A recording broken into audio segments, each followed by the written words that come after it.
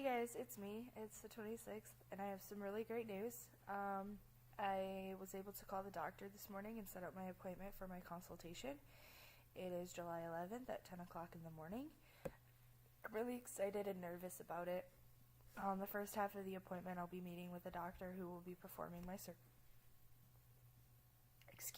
surgery.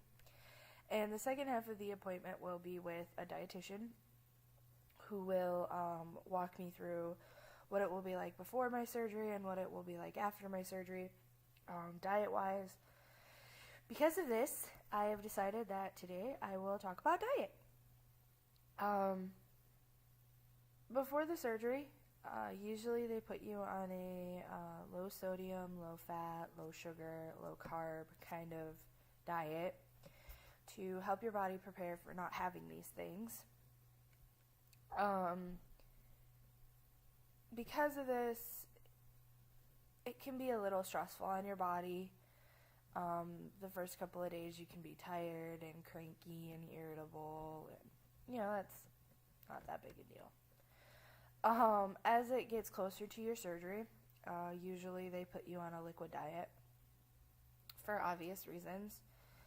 Again, this can be stressful on the body too, but it's to prepare your body for basically having majority of your stomach removed. When I say removed, I don't mean actually removed. They separate a small portion of your stomach from the rest of your stomach, but it stays there. The procedure that I'm having done is completely reversible. If there should be health complications or I simply decide that I want to go back, then I have that opportunity because it is reversible.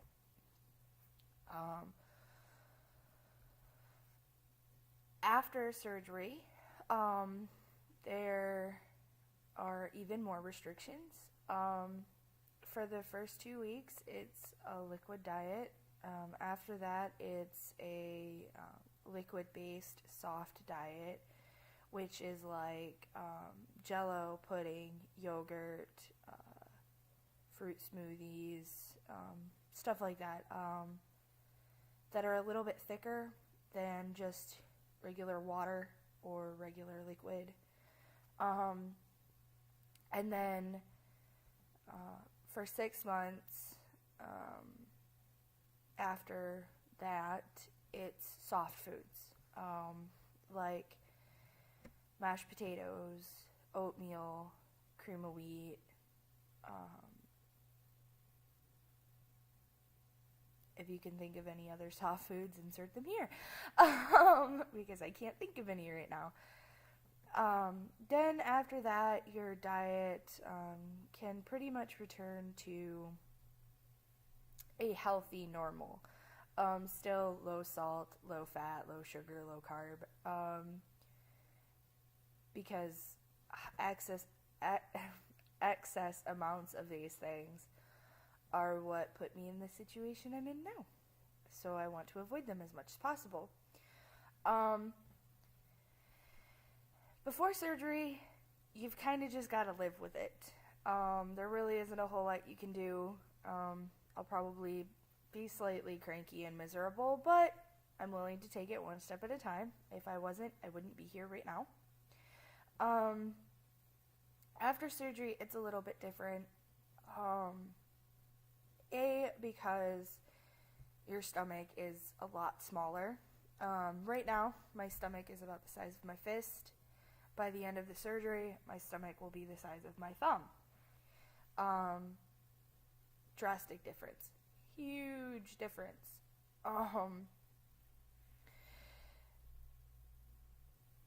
Afterward, your serving sizes don't exist. Your meals are about 1/4 of a cup to 1/3 of a cup.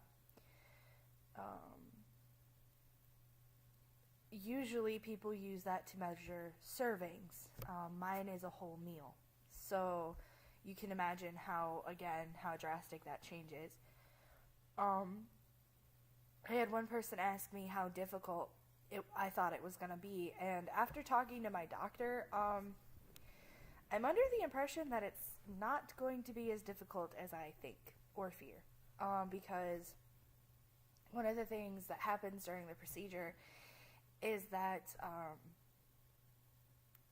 the hormone that produces hunger, or the feeling of being hungry, is essentially going to be removed.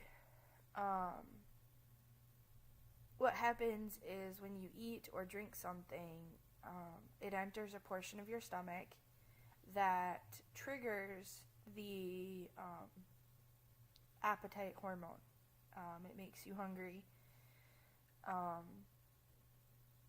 This is also the same hormone that when you see food on TV or you smell food, kicks in and makes you hungry when you smell or see these things. And it's going to be separated from the rest of my body because of this procedure. So that'll help a lot. But there are some downsides to the procedure that I'm having done appetite-wise, because with the bypass, just to give you a little bit of an explanation, the reason it's called a bypass is because they're separating and rerouting your intestinal tract. So they skip a large portion of the absorption process. This means that a lot of the vitamins and minerals that you're used to eating or absorbing aren't being absorbed. Calories aren't being absorbed. Carbohydrates, all of those things aren't being absorbed like they usually are. Which isn't 100% a bad thing. The calories not being absorbed at the large amounts that they usually are is what helps you lose the weight, as well as the increased metabolism.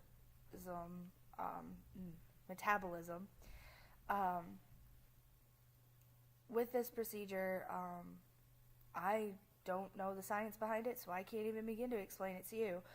But you go in with a slow metabolism, you come out with an extremely fast one.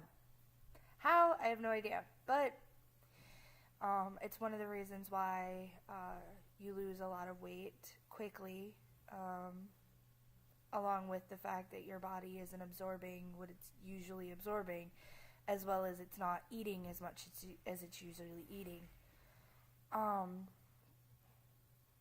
This also can cause a problem because without the hunger hormone, your body is not saying, hey, I'm hungry. So it's actually quite easy to become malnourished. When I first heard that, I thought it was funny. I was like, how is that possible? But after doing some research, I found out it's quite easy. If you're not hungry, you don't eat. And as an overweight individual, if I'm not hungry, I try to avoid eating at all costs because I know the effects of it. But after the procedure, if you're not eating, obviously the usual risks can occur for anyone who doesn't eat. So actually they encourage people, make a schedule, eat more than 3 times a day. Probably about 6 is more accurate. Again, this is because of portion size. This is because my meals are only going to be about 1/4 of a cup, which is a big deal. This also means that I will be on vitamins and minerals for the rest of my life. This is because vitamin deficiencies like anemia or other vitamin-based deficiencies that I cannot think of right now can occur because of the surgery. But again, so far from what I have read, what I have seen, and what I have heard, the side effects do not outweigh the ultimate goal, the ultimate positive, and that is I will be losing weight, and I will be becoming healthy, and I will be forging a path to a new and healthy lifestyle. So again, I'm looking forward to taking this one day at a time. It's gonna be stressful, but I'm really excited. I hope you guys enjoyed my video. The next video that I talk about, or the next video I do, rather, I will be talking about weight loss and the estimated numbers and what I think that means for me in the future. And I hope you guys have a great day and go outside. Enjoy this relatively beautiful weather that we've been having the last couple of days. Alright, love you guys.